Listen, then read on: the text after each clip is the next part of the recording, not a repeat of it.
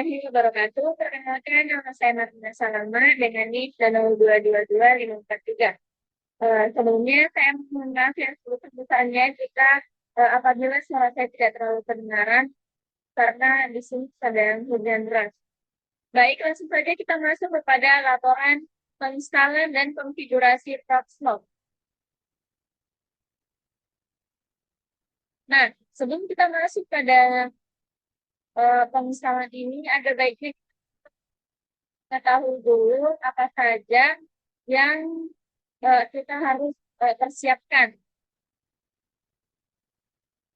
Nah, ada yang harus dipersiapkan yaitu persiapkan media instalasi, yang kedua itu boot sistemnya, yang ketiga pilih bahasa, guna waktu dan layout keyboard, yang keempat konfigurasi hard drive, yang selanjutnya konfigurasi jaringan, selanjutnya tentukan password boot, selanjutnya selesaikan instalasi.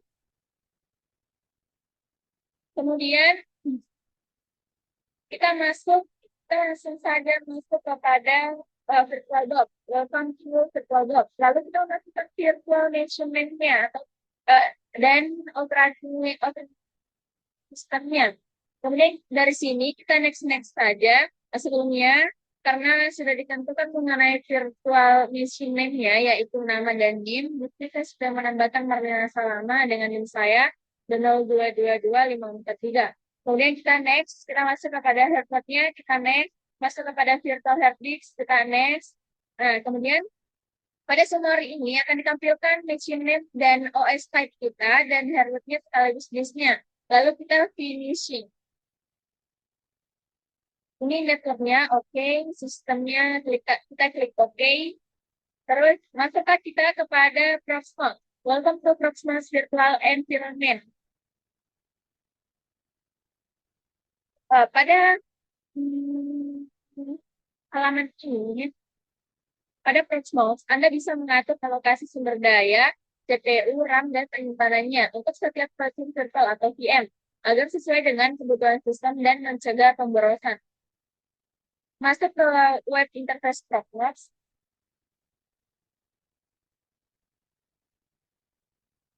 Terus masuk kepada Proxmox VA Installer. Kemudian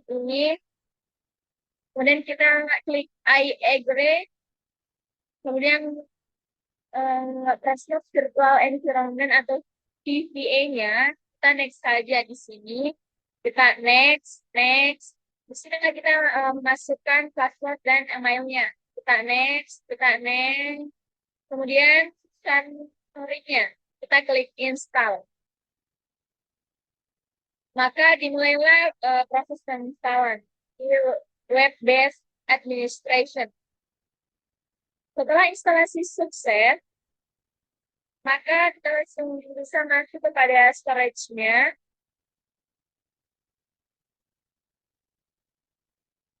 Ini bentuknya. Kemudian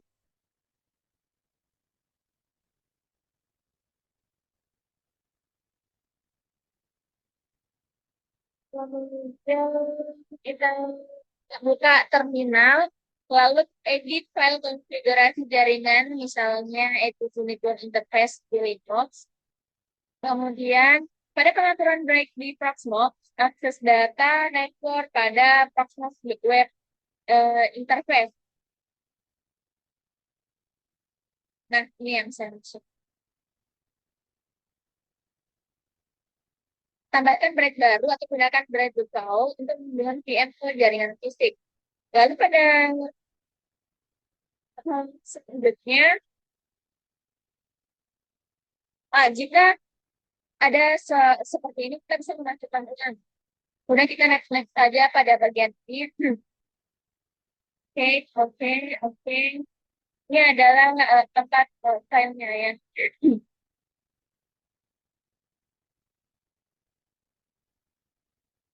Nah, mengenai CPU usage, grafik CPU menunjukkan beban kerja setiap VM. Atur ulang alokasi jika penggunaan melebihi ambang batas yang diinginkan.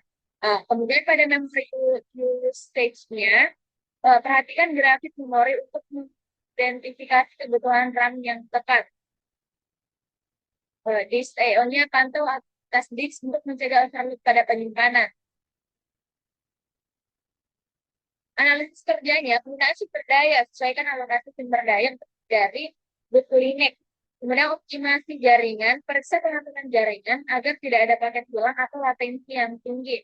Stabilitas VM-nya, pastikan VM berjalan stabil dan tidak sering mengalami overload.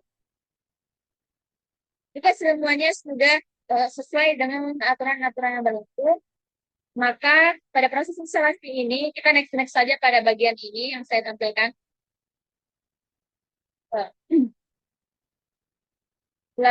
Maka setelah itu, ini penjelasan mengenai pengukuran non-valid. Next.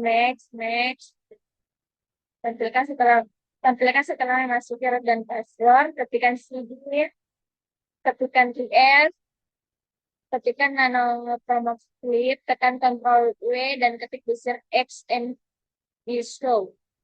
Hapus di bagian if else-nya dan ketik if false. Ketika sistem control restart di proxy service, ketikkan exit,